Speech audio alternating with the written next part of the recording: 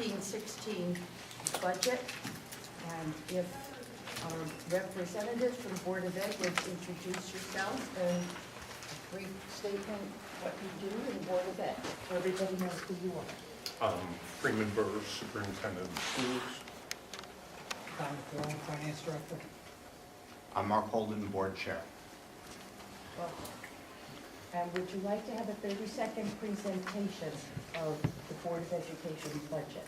30 seconds? I don't think that's so wants it. I promise everybody will be home for the NCAA. All right.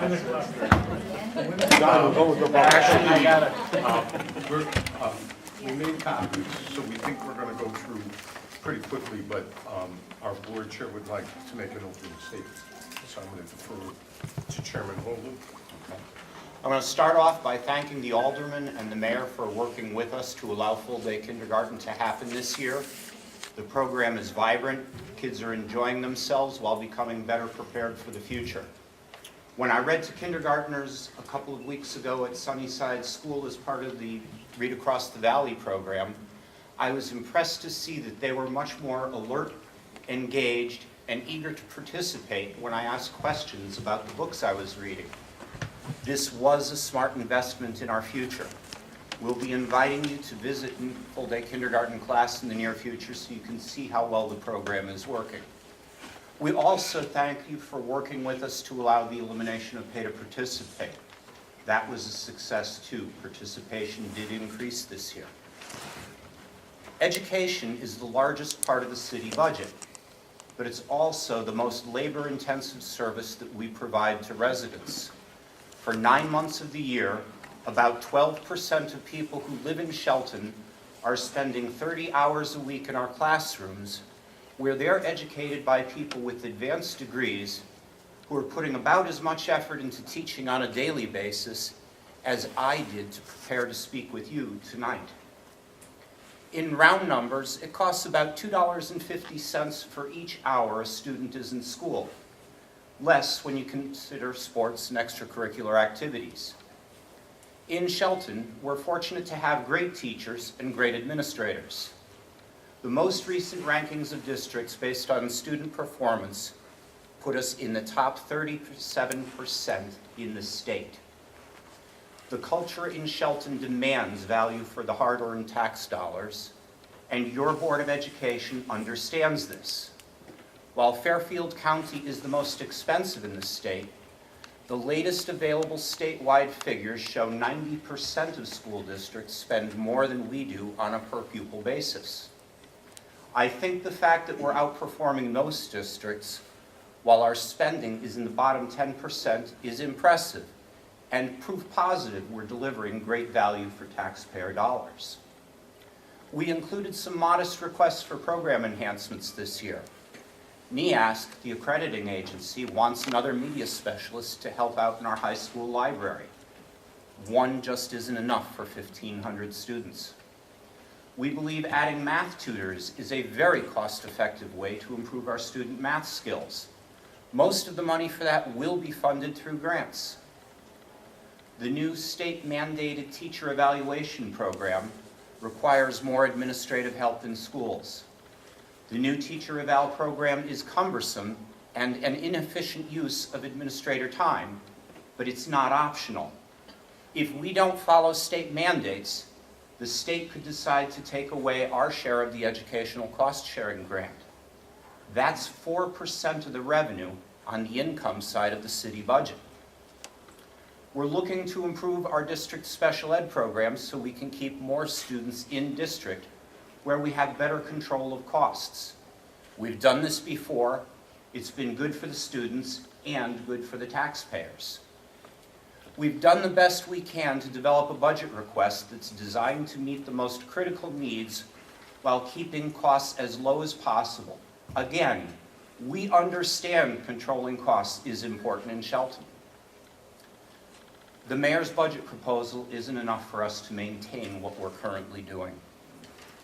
It's not even as much as he claimed. Last year, as part of the deal for full-day kindergarten, the city took line items for textbooks, equipment, and auto gas propane in excess of what we budgeted for on their side. These items freed up a little over $791,000 in our budget. Thankfully, propane costs came down this year, so the actual expense to the city was less, but it's still going to be around $650,000 total. As it stands, for next year, those expenses are back on our side, so less than $1 million of the $1.5 million that the mayor increased our budget by is actually new money and available to cover increased costs for labor, benefits, transportation, special education, and new mandates. We will work with you as much as we can, but the facts are ugly. 80% of our budget is in salaries. We've been looking for and finding ways to reduce costs every year for decades. If we hadn't, we'd never be able to deliver the quality of education we provide with the funds we've had to work with. The gap we're looking at to be able to continue doing what we've been doing this year is larger than the funding we needed to cover the cost of full-day kindergarten and the elimination of pay to participate. The board won't vote to decide what cuts to make until we know what our actual allocation will be. But from a board perspective, if we're looking at layoffs, we need to consider things like reducing extracurricular activities, sports, or God forbid, bringing back pay to participate. These are things that help more of our students become well-rounded when they're applying for college. If our entire budget request was funded, we'd probably still be somewhere around the bottom 10 or 12% of the state on per pupil spending, because every district in the state is facing the same increased costs that we are. If anybody here comes up with new questions after this meeting is over, you can feel free to contact me at any time. I'd be happy to meet with you and answer any questions you have. And with that, I'll turn it over to Superintendent Burke. Thank you. We prepared a PowerPoint, and the one on the screen is more for the audience, but we think we have 5 goals for this evening relative to our presentation. We are going to show you the full $4.2 million request, even though we understand it's onerous. We're also going to demonstrate to you that despite belief that a reduction in enrollment does not equal a reduction in force nor a reduction in cost. And you'll see that, because even though general ed enrollment is going down, special education enrollment is going up. Magnet school students are increasing. We pay for kids who leave our district to go to magnet schools, hundreds of thousands of dollars. Okay. We're going to show you why we think we need to secure funds to support special ed and support service personnel for identified students. We're going to demonstrate our Shelton Public Schools academic achievement, and we're going to clearly show you the $1.75 million gap between our, what we call our rollover cost and the mayor's recommended budget. Last year, we adopted a budget of $67,845. That was the budget the aldermen voted on. 2 weeks later, in a meeting with President English, Mayor Loretti, and Alderman John Papa, we made a deal to turn over $500,000 of board line items. That included textbooks, equipment, and replacement equipment. It also included propane costs in excess of $225. Last year, propane cost us about $500,000. As Mark mentioned, propane costs have dropped significantly. The city is not going to bear the full weight of a $500,000 cost of propane. But at the time the deal was made, that was what was on the table.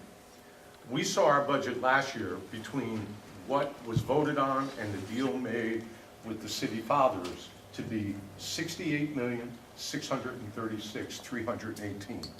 And based on my discussion with Mayor Loretti in person 2 weeks ago, this money is not being accepted. It's being put back on the board side. So that's roughly $800,000. So if you take the mayor's recommended $1.5 million and subtract $800,000, the actual new money the board will receive the $700,000, okay? I'm not gonna go through all the line items, but salaries alone, if you look at that sheet of 1.5 million, benefits are 400,000, and I'm gonna tell you, that 400,000 is a risk. We have lowered the increase to benefits to 3%. The insurance agency that works for the city of Shelton, as well as the Board of Education, recommended a 10% increase, even though we're self-insured. Because we are self-insured, we also bear all the risk of the self-insurance plan. So if claims exceed allocation, it has to be made up within the budget, okay? Right now, the Board of Ed has a $211,000 reserve, which we've had for 3 years. It's been established for 3 years. But if we were to run in excess of our, is it 9 million? Roughly 9 million of our benefit expenses this year, we would only have a $200,000 window, okay? So even if you look at that 400,000 and you consider the 200,000 that's in a reserve, that's a $600,000 rainy day fund for any cost that might exceed $9 million. Transportation is up, not so much our regular transportation. That contract is only up $70,000, but we have $75,000 in other costs. Special education is up. Buildings and equipment is up. Instructional materials and software renewals are up. We do have savings with heat and utilities at about $75,000. We do have equipment savings thanks to the deal we were able to work out with Mayor Loretti and Alderman Papa and English last year, and we don't expect to spend about $185,000 on equipment. But if you add that up, that is $2.4 million, almost 2.5 as a rollover. What is rollover? These are just the services we have this year. So without any new programs, for us to run exactly the way we did this year, we need the 791 that the city took last year, plus the 2.46. And that's without our recommended program improvements. So the total budget request on the board side is a little under 5%, and that's a little bit over $72 million. If you look at the program improvements that are being requested on the next page, the big ticket item is developing new special education programs. That comes with a price tag of $425,000. To me, that is the same type of investment as full-day pay. You invest in developing programs to service our special education students so we don't have to spend the money to send them out of district. The other big ticket items are, we believe we're going to need an additional teacher for kindergarten, 2 math teachers at Elizabeth Shelton at the cost of about $146,000. Mark mentioned library, media, and guidance. We're well aware guidance has not been popular over on this end. It does not diminish us putting this request in because more and more of our kids are coming into schools with more and more issues. And while that's unfortunate, it is the reality of our K-4 schools at this time. We also need additional tech support, a full-time tech specialist, because as we increase in technology, you have to have people that can go in and service the technology, and that's what they're there. The total of those is roughly $950,000, a little bit under $1 million. I'll go through the descriptions just a little bit more with the breakdown. Without the special ed, that's a little over $500,000 on the regular ed side. That includes the teacher I mentioned, the math tutors, the library media, the guidance, the teaching interns, the technology specialists, and a data manager. On the special ed side, this is what the new programming proposal is. 2 full-time special ed teachers at Sunnyside and Perry Hill School, an additional full-time school psychologist to service the number of special ed students we have, additional speech and language pathologists that would be split between Shelton High and pre-kindergarten. Be in mind, we are mandated to offer pre-kindergarten for all students identified as special education. And that includes 3-year-olds and 4-year-olds, and that includes whatever services their IEP requires of them. That is the law, okay? This is $382,000. Additionally, we've tried to take some cost savings in special ed. We're reducing 3 full-time tutors to trade off with another special ed teacher at Elizabeth Shelton.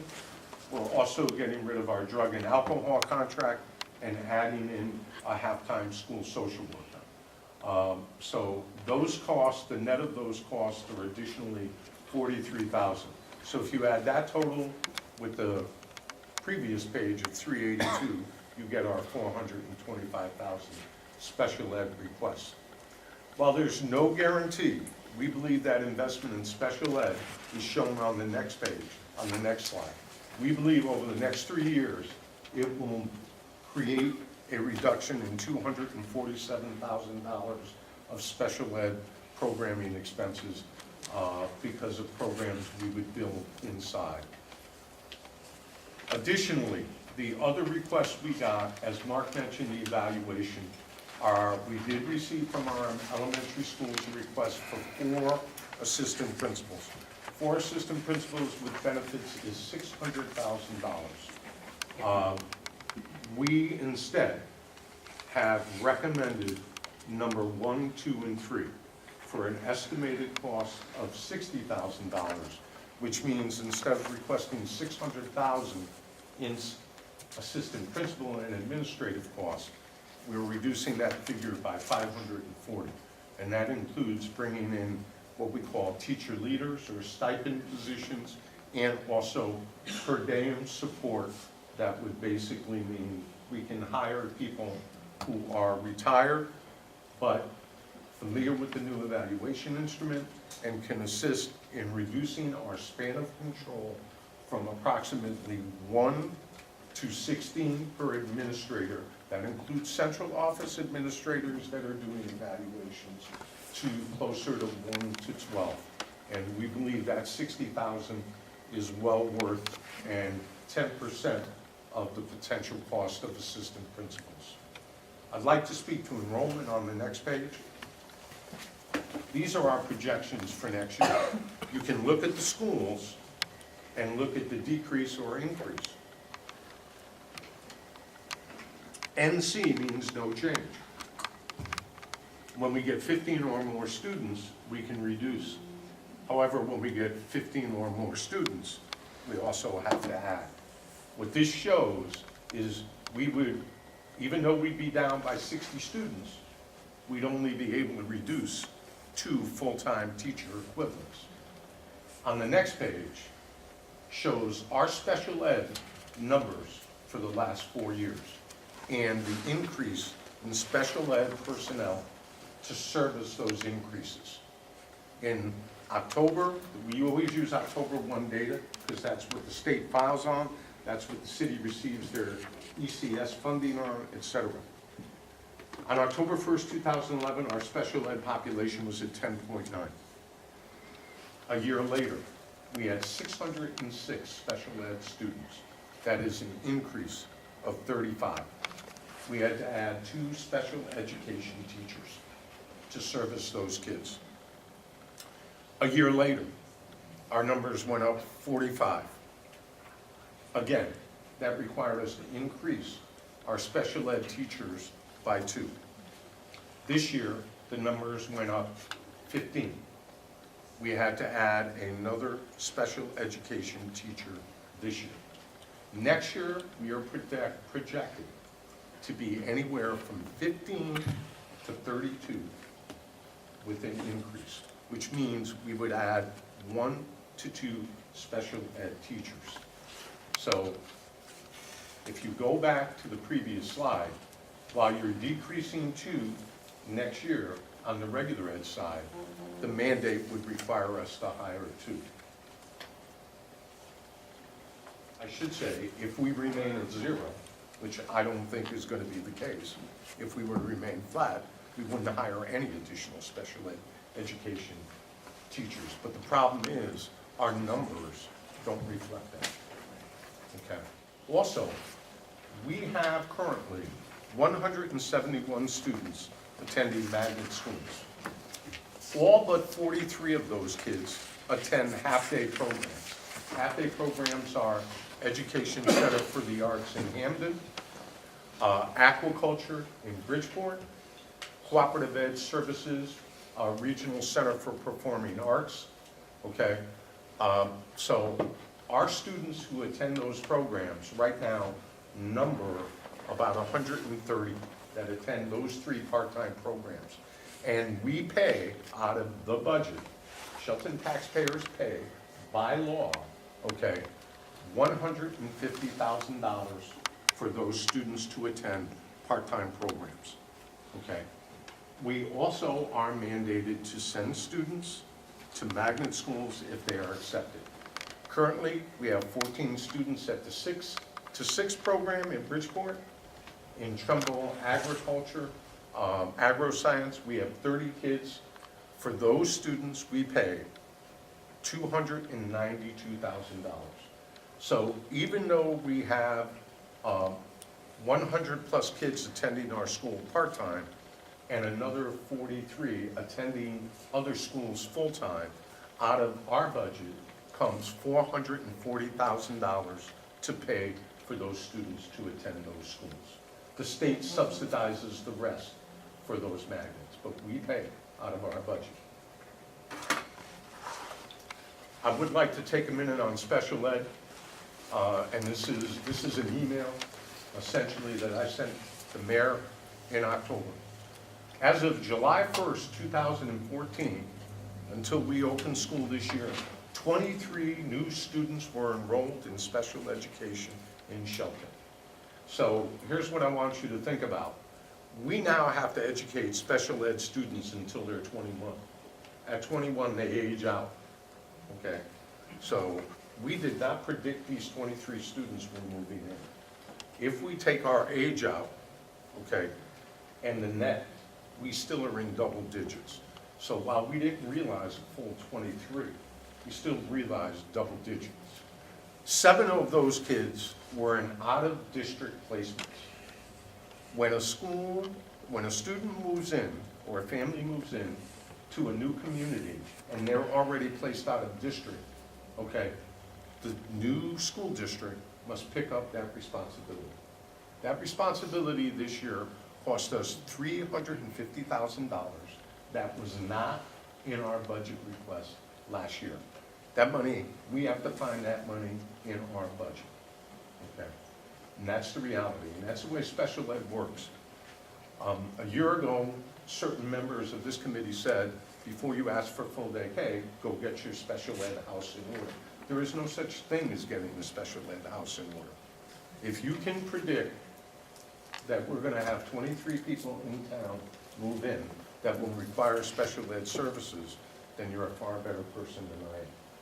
In fact, the only thing I can think that we could do is to ask our realtors to check to see if the families moving in have special needs kids and maybe suggest they find someplace else to move in, which, by the way, would obviously be discriminatory and open us up for other issues. But that's our reality. We got a saving grace out of it. We only had to provide transportation to one of those 7 kids. So that was a blessing. Otherwise, transportation costs, as many of you know, can be anywhere from $30,000 to $80,000 per kid. So we only had to pay for 1 kid. So the cost of transportation was negligible, but the cost to educate those new students was not. I think this talks about our responsibility in maintaining our special ed costs over, well, since I've been here, and that is with the reorganization. In 2008, 2009, we were at about 3.2 million. And if you look over the last 5 years, 3.7, 3.6, 3.7, 3.6, 3.6. Okay, I would ask any of you to go check with other school districts in the surrounding towns and see if anybody else has been able to do that. Okay, that has also been with our efforts to create new programming within the district through our special education department to help keep kids in service. But I gotta tell you, if 3.6 is our baseline this year, we already know with the number of kids we received that were out of district, we're gonna be at a minimum of 4 million next year. Okay, because remember, this data is a year old. So, right now, and I will be honest with you, we could have kids moving into district between now and June, when school gets out, who require out-of-district placement. While we will not pick up the full cost, we will pick up the prorated cost for those students. The 7 aforementioned students, we picked up full cost this year, full cost for tuition. It only gets prorated if the child comes into the district after the first of the, after the first day of school. We're not always notified either. There could be another kid in town, we might not find out for another month or two, based on how it happens. So that's why this is such a tough thing to predict. We're always, we're behind on getting notified sometimes from different agencies. Special ed costs are volatile. I think we've expressed that to the board of A&T and the Board of Aldermen in the past. However, I believe this year we're at the tipping point. So if we don't have rollover costs, the cuts we will make will affect all of our regular ed students. And that will be class sizes, as well as the students that currently receive tutor in regular ed, okay? We will not be able to say no to any of the special ed costs.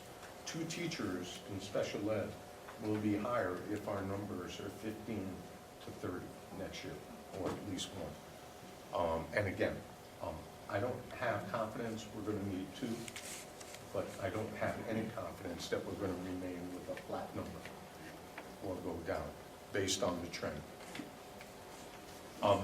Data includes our SATs, which across the board are over 500 on an average this year. And I will also tell you, we have one of the highest percentage of students taking SATs. So we're closing the gap. We're still not where we like, but high school is working hard to close the gap. This is data that is from 2013 because the state is now administering a new assessment that will determine the accountability ratings for all of our schools. So what I'm showing you is Shelton schools. Sunnyside, as you know, a few years ago, we had major problems there, forced us to make a change in leadership. But I will tell you, based on the district-wide data, Sunnyside is on the upswing, and I expect that to continue when the assessments are taken. Oxford has 4 schools.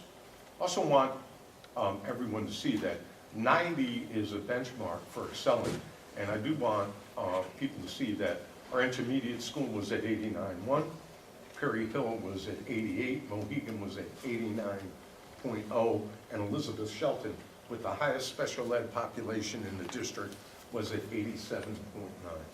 So I will tell you, while we do have schools progressing, I will tell you we have near schools performing near the excelling level. And that's something we should be extremely pleased and proud of. This is what the Stratford district looks like. No excelling schools, mostly transitioning, 1 school under review. Oxford, I think I've already shown you that. Trumbull, several excelling schools. Not that far ahead of us, though, when you look point by point. Milford, 1 excelling school, all the rest are in the transition level. I'm sorry, 1 progressing school, all the rest in the transition level. Briefly, I'm going to speak, Dominic's going to speak to what we believe are the budget numbers that are important to look at. So, Dominic, we believe there's a rationale to support the board's request. So really, what I did was I went and took an analysis on the historical budget and since 05-06. And really, Shelton Board of Ed budget is basically it's not kept pace with our neighbors. It's not kept pace with other Connecticut Board of Eds. And it's not even kept pace with the city government. if you take a look at our budget increases versus the city's budget has increased about 14.8 million over the last, well, since 2006, to 40.67%. The Board of Ed budget has only increased 13.6 million, or 24%. And we're obviously the largest department, and increases are gonna be bigger because we're very labor intensive. But if you look at how our budget's increased, it really isn't keeping pace. Now, if we go to the next slide, Freeman, can you show me how to? Since I don't have my partner, I'll do it. All right, appreciate it. So really, this is our competing towns, and we laid out the different towns, their budget, what the city budget is in the percentage. And again, Shelton, our budget is 57.16 of the entire budget. Everybody else we looked at is a little bit or a lot higher, from 58.2 to 64.8. So you got Monroe, Oxford, Trumbull, Norfolk, Shred. The last column on the right is the rating, and that's really a wealth rating that the state No, calculates. that's student achievement. Student achievement, I'm sorry. Yeah. Next slide, here. That's a student achievement rating based on the state. And then the next one is laying it out by per pupil cost. And this is really, this slide is interesting because I think it takes out the whole shifting of the pupil enrollment. This is a per pupil cost, so whether you have 50 pupils or 50 students or 5,000, it's not a per pupil cost. We are, our per pupil cost, $12,940. What's that? Okay. All right. Okay, The ability column that's the wealth rating, that's based on our grand list, okay? And with the lower number being the wealthier number.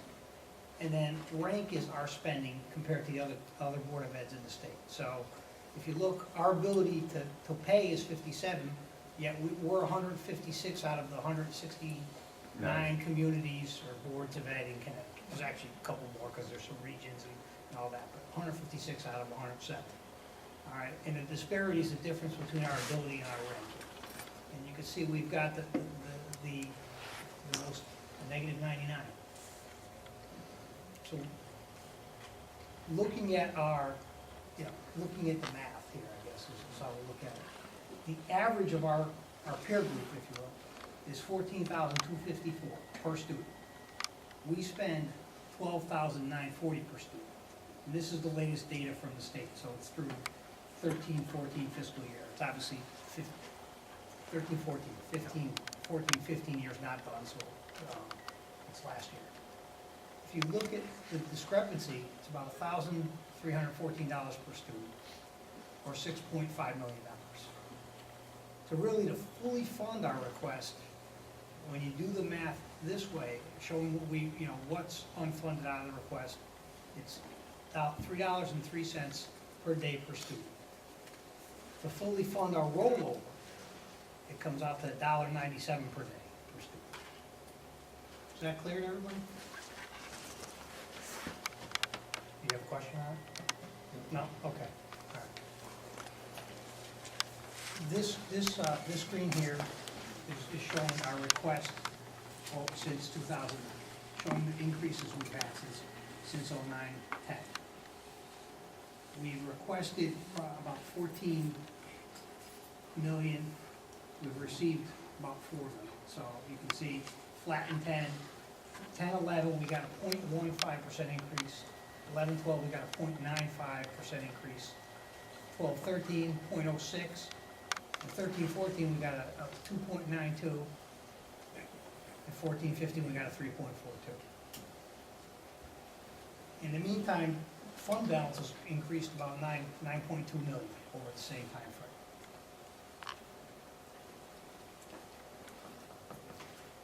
This next page really just shows the budget based on, what the budget was, what the city budget was, and what the Board of Ed budget was since 2006.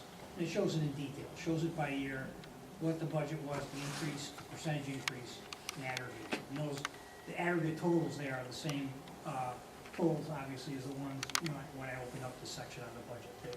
to show that our budget really isn't keeping pace with the city side budget. The education cost sharing, this is grant money the state gives us. And this is laying out what, how that has increased. And it was flat in 9, 10, 10, 11, and 11, 12. And 12, 13, it went up 3.4%. And 13, 14 went up 2.5%. And 14, 15 went up 2.8%. So you can see the grant money coming in for education, going to the city is increasing. And in most years, it's starting to outpace some of our increases to the budget. The cost saving initiative. So some of the things we're trying to do to keep costs under control. It's a challenge, but we've got some of these things that we've worked on here. One of the things was my predecessor wanted to go out to bid for the insurance broker, and that was a joint process that it was before my time, but I believe it was done with the city. We use the same broker. Some of the other things we wanted to do with solar photovoltaic. That didn't work for whatever reason. We've implemented a high deductible health plan to help keep our benefits, to help keep that cost plan in line. And what that does is it's a consumer-driven plan, and it lets the consumers think about how they're going to be spending those insurance dollars, and it helps to keep those dollars in line. We brought payroll in-house. We used to pay ADP probably $60,000, $70,000 a year. We brought it in-house, we do it in-house, and we did not add any FTEs for that. The employee insurance contributions, all of our employees contribute to the health insurance, and the percentage have gone up. Some of them are put in 18, 19% of the deductible. There was a mitigation we did several years ago where the Board of Ed employees worked 1.5 days without pay to help ease the budget. Electrical rates, we locked it in to try to keep that budget level.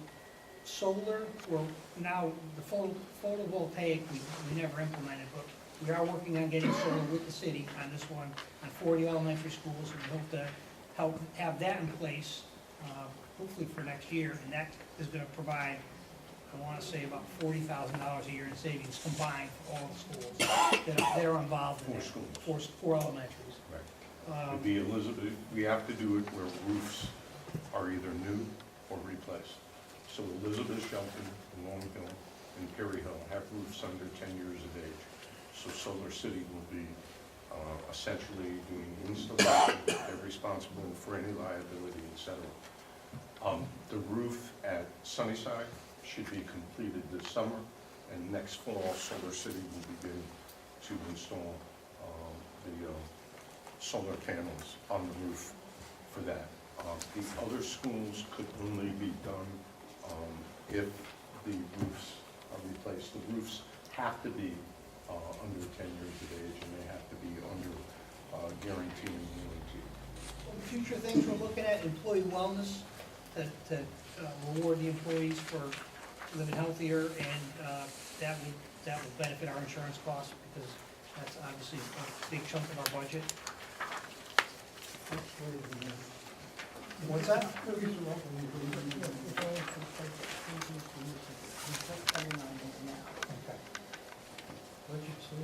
Yeah, we're on the second screen for budget savings. It should say budget savings initiatives. Some of the other things we're considering are a benefit dependent audit to make sure that, we're only insuring appropriate individuals, actuarial review of the insurance costs, an energy performance contract, and that's where you meet, there's companies out there that will come in and they will design a plan where you can upgrade items within the buildings to save on energy, and it's paid for through the energy savings that you achieve. I have a meeting in a couple of weeks to look at that possibility. A bus ridership survey to see if we've got make sure we have efficiency on the buses. And then I put up there the administrative support that Freeman talked about, where instead of hiring a bunch of assistant principals, we're looking to bring in some per diems and stipends to help address some of the administrative needs we have. And that's proposed in the current budget. Could you get that from the current employees you have? Well, yeah, that's a good question, John. The interns or curriculum leaders, our staff. So essentially, we were able to put a teaching intern with an administrative intern, and that frees somebody up for 40 days. The other ones are certified retired administrators that basically on a per diem basis can come in and assist principals with the It'd be part-time. Right, exactly. That leaves a current gap of 2.7. We determined that gap, again, by adding the responsibilities the city took last year when we made the deal for full day K, for elimination of pay to participate, and for the city to take excess propane above $225,000. Our rollover cost, as I showed earlier, 2.4, a little under 2.5, improvements 950,000. And currently we have a recommendation of 1.5 million. So I understand that the request is onerous. And even if A&P and the aldermen did not want any of our improvements, so if they did not want the $950,000 of the improvement request, we still have a gap of 1.75. That gap will not be made up on the 20% of our budget that does not include salary or benefits. There is not $1.7 million savings in transportation, in benefits, etc. As it is, the increase for benefits is $400,000, 3%, which I consider to be a risk, with only another $200,000 in reserve to back that up. Realistically, 1.75, if we were at a number of 1.5, you have to understand, 791 is added in here, because that has come back on our side. At this point, there is no agreement with the city, for the city to take anything, okay? I can make a suggestion of what they might want to take, but at this point, there's nothing on the table. At 1.75, 80% of that would have to be made up in salary and benefits. That is the only way to close the gap, okay? 80% in salary and benefits, along with whatever other cost savings measures the Board of Ed may recommend, is going to put a heavy impact on the district. But the impact, again, I want to stress, because 2 years ago I mentioned in the future we could be at a tipping point. I reiterated it last year. We are at a tipping point now with special education and regular education, okay? And the other thing that tipping point does is it will pit parents of regular ed students and parents of special ed students against each other, okay? Because if we're not funded to cover rollover costs, we still have to provide for the special education students, even if we don't put the new programs at Elizabeth, Shelton, or any place else. Is most of that rollover cost special ed? That only includes what we anticipate in the increase. It doesn't include the recommended programs that we think would save money in the long run. Mr. Clerk,